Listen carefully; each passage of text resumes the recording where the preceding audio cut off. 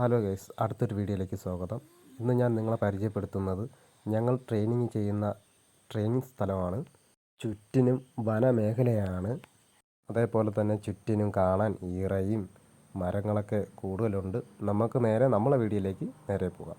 അതേപോലെ തന്നെ നമ്മളെ ചേച്ചിമാരൊക്കെ രാവിലെ ജോലി തുടങ്ങിയിട്ടുണ്ട്. ചേച്ചിമാരൊക്കെ നമ്മളെ ഈറയിൽ പൊളിയെടുക്കുകയാണ്.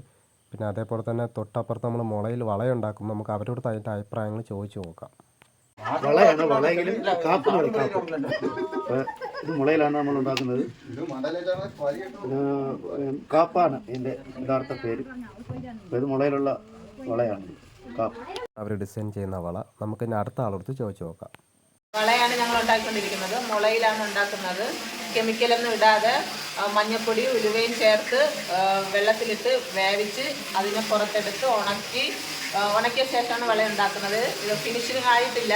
ഇതിൻ്റെ പുറത്തിൻ്റെ ഡിസൈനൊക്കെ വരും. ഇപ്പം ഞങ്ങൾ പണി ചെയ്ത പണിപ്പുരയിലാണ്. നല്ല ഭംഗി ഉണ്ടാവും.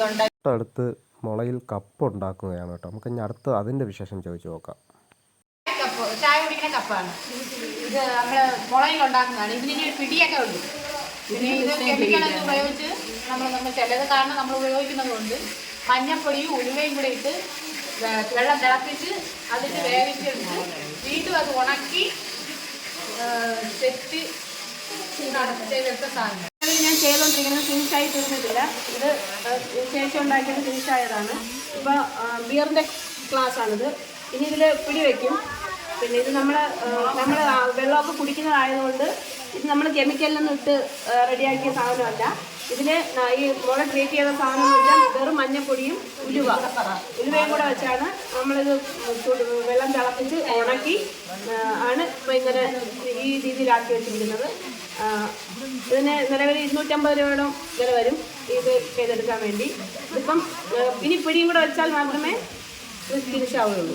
ആണ് കേട്ടോ ബിയറിൻ്റെ ക്ലാസ്. കാണാൻ അവർ നല്ലപോലെ ഫിനിഷിംഗ് ഒക്കെ ആക്കി വെച്ചിട്ടുണ്ട്. കാണാൻ നല്ല ഭംഗിയുണ്ട്. നിരത്തി ഇട്ടിരിക്കുന്നത് നമുക്ക് അടുത്ത് സ്പൂൺ ഉണ്ടാക്കാനാണ്.